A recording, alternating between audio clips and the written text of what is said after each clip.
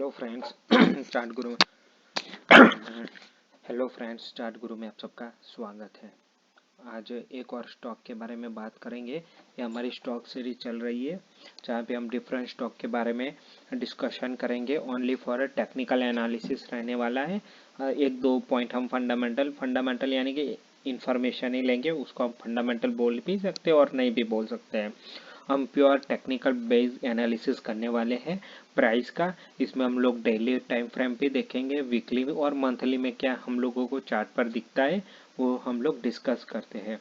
ठीक है, तो आइए चलिए डिस्कस करते हैं स्टेट बैंक ऑफ इंडिया की।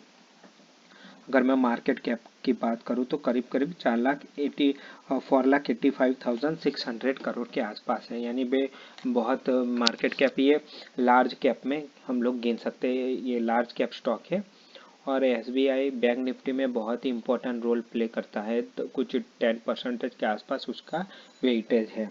ठीक है, और अगर हम लोग लास्ट क्लोजिंग के प्राइस की बात करें तो 544 रुपीज़ है।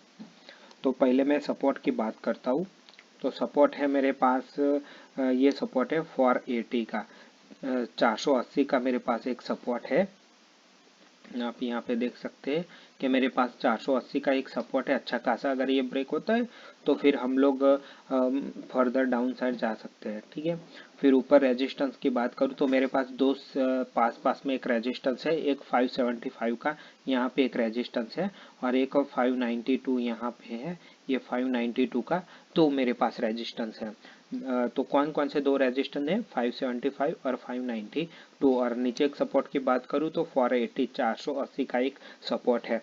अगर आप ध्यान से देखोगे तो मैं डेली बेस पे, अगर डेली बेस पे हम लोग एनालिसिस करते हैं कि डेली बेस पर क्या प्राइस एक्शन है। अभी फिलहाल कोई चार्ट पैटर्न नहीं दिख रहा है। जैसे हम लोग कप एंड हैंडल बोल सकते हैं, head and shoulder, inverter head and shoulder या फिर रेक्टेंगल, सिमेट्रिकल ट्रायंगल, तो ऐसा कुछ पैटर्न अभी फिलहाल सिंगल डे पे नहीं दिख रहा है। अगर हम लोग ट्रेड लाइन की बात करिए तो हम लोग चलते हैं ट्रेड लाइन पे।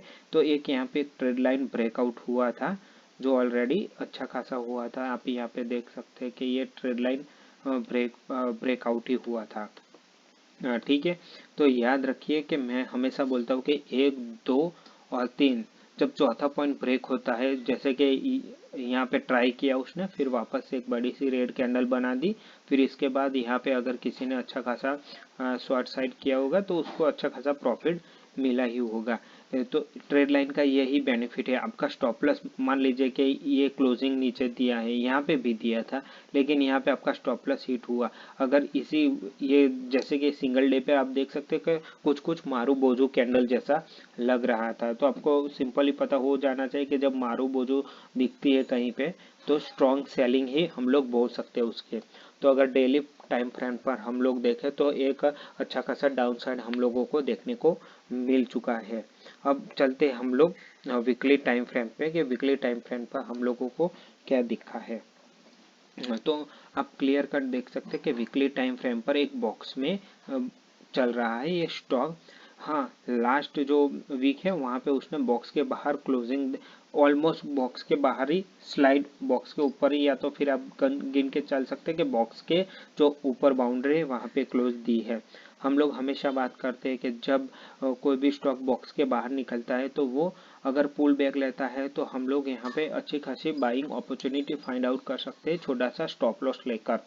लेकिन हमेशा याद रखिए कि स्टॉप लॉस हमेशा होना चाहिए, क्योंकि बॉक्स में निकलते उसका पोटेंशियल रहता है। जैसे कि यहाँ पे एक एक बार निकला, फिर ये पुल बैक दिया है, दूसरी बार भी पुल बैक दिया है, अगर तीसरी बार भी देता है तो बॉक्स की जो थियरी वो टोटली गलत हो जाती है कि भाई ये वीक स्टॉक है। क्योंकि एक बार पुल बैक देता है स्टॉक तो समझ में आता है, दो बार पुल बैक देता है तो हमें थोड़ा सावचेत हो जाना पड़ता है, अगर तीसरी बार पुल बैक देता है तो हमें उस स्टॉक में से एग्जिट कर देना चाहिए, क्योंकि वो वीक स्टॉक हम इंडिकेशन कर रहा है। ठीक है, तो यहाँ पे एक बार पुल बैक दिया था यहाँ से बॉक्स में निकलने के बाद, फिर यहाँ पे दूसरा दिया है। अभी हम लोग देखेंगे अगर 575 और 592 अगर ब्रेक होता है तो हम लोगों को एसबीआई में, स्टेट बैंक ऑफ इंडिया में हमें अच्छी खासी तेजी वापस से मिल सकती है देखने को।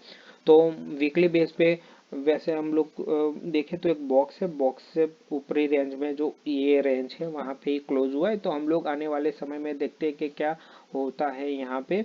तो ये मोटा मोटी बॉक्स के बाहर निकला है, लेकिन याद रखिए सेकंड पुल बैक है, फर्स्ट पुल बैक यहाँ पे था और ये सेकंड पुल बैक है। तो मेरे हिसाब से अब हम लोगों को अलर्ट रहना चाहिए, जिसके पास है वो सोच समझ के ही देखना चाहिए। अगर किसी को फ्रेश पोजीशन बनानी है, बाइंग अपॉर्चुनिटी फाइंड करनी है, तो मेरे हिसाब से या तो एक बार 600 क्रॉस करने दीजिए, क्योंकि 600 क्रॉस होने पर एक हम लोगों को अच्छा खासा वापस से मूवमेंट देखने को मिल सकता है। अब हम चलते हैं मंथली टाइम फ्रेम पे, क्योंकि हम सभी टाइम फ्रेम पर एनालिसिस करने वाले हैं कि मंथली टाइम फ्रेम पे क्या है।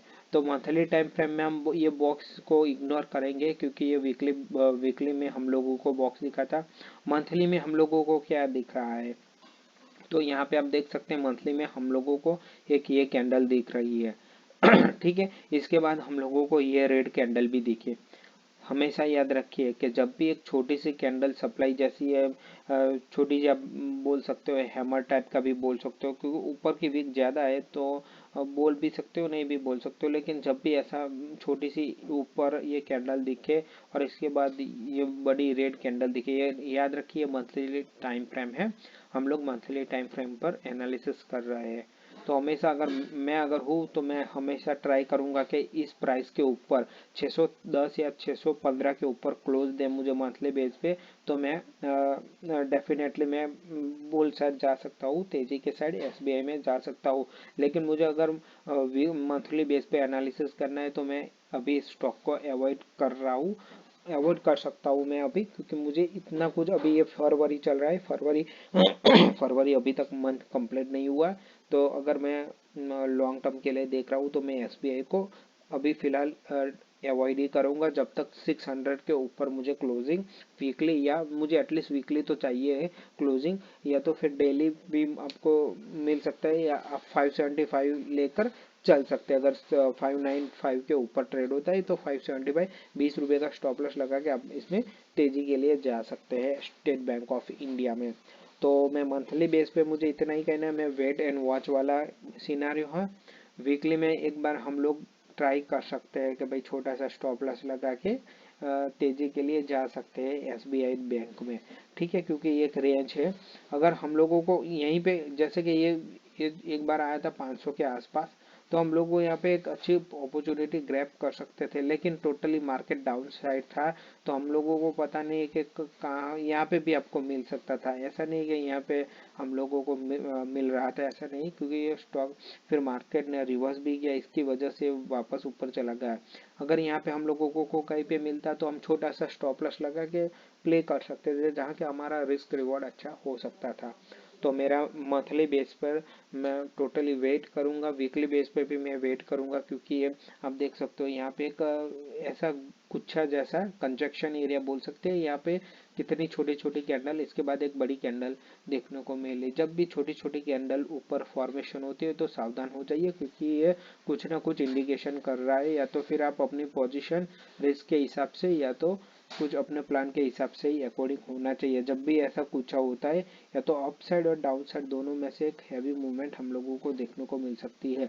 तो वीकली में आप देखें कि कितना नवंबर से ये जनवरी तक हम लोगों को एक ही प्राइस में देखने को मिला ये स्टॉक।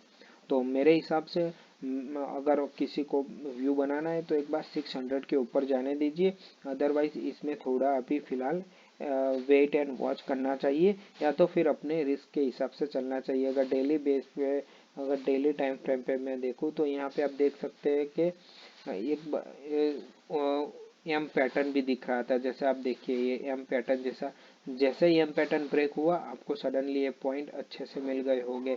देखिए यहाँ पे एक एम था, ये रहा, ये एम पैटर्न हम लोग बोलते हैं। तो यहाँ पे जैसे ब्रेक हुआ तो हमें अच्छा खासा यहाँ पे पॉइंट डिप में मिल चुका है। तो मेरे ख्याल से मोटा मोटी मैं यही बोलना चाहता हूँ कि अगर एसबीआई में मेरा डेली, वीकली और मंथली एक ही मुझे इंडिकेशन कर रहा है कि वेट एंड वॉच की पोजीशन बोल रहा है कि आप वेट कीजिए जब तक 600 के ऊपर क्लोजेस, या तो फिर 600 के ऊपर एक बार ट्रेड करना स्टार्ट हो जाए तभी सोचिए। अभी फ्रेश पोजीशन मेरे हिसाब से, टेक्निकल के मैं बोलूँ तो टेक्निकल के हिसाब से अभी 600 के ऊपर ही सोचना चाहिए। बाकी अगर किसी के पास है तो एक बार 480 का स्टॉप लॉस लगा के अपने लॉन्ग टर्म के लिए जा सकते हैं। 480 बहुत ही इंपॉर्टेंट रहने वाला है, क्योंकि इसके बाद ये बॉक्स की निचली लोअर रेंज भी 430 की, अगर 430 भी ब्रेक होता है तो हम लोगों को अच्छी खासी और भी डिप मिल सकती है। लेकिन फिलहाल मैं SBI में अगर मुझे बाई करना होता, मैं ये नहीं बोल रहा हूँ मैं सोमवार को कल जाके मैं बाई करूंगा, लेकिन अगर मुझे बाई करना होगा तो मैं वेट एंड वॉच की पोजीशन रखूंगा। मुझे अभी स्टेट बैंक ऑफ इंडिया में फिलहाल मैं नहीं जाने वाला हूँ, क्योंकि जब तक 600 के ऊपर मुझे एक बार ट्रेंड प्राइस एक बार ट्रेड हो जाए 600 ऊपर के, डेली क्लोज पे भी मिल जाए तो वीकली क्लोज पे मिल जाए कैंडल, तो सबसे अच्छा है 600। तो आपका स्टॉप लॉस 575 के आसपास, यहाँ से 20-25 रुपए का स्टॉप लॉस लगा के आप 50 से 60 रुपए तक SBI में जा सकते हैं। तब तक हम लोगों को वेट करना चाहिए। तो ये हमारा आज का SBI का पूरा टाइम फ्रेम पे, सभी टाइम फ्रेम पे हमने टेक्निकल एनालिसिस किया। तो प्लीज़ वीडियो को लाइक कीजिए और चैनल को प्लीज़ सब्सक्राइब कीजिए। Thank you for watching.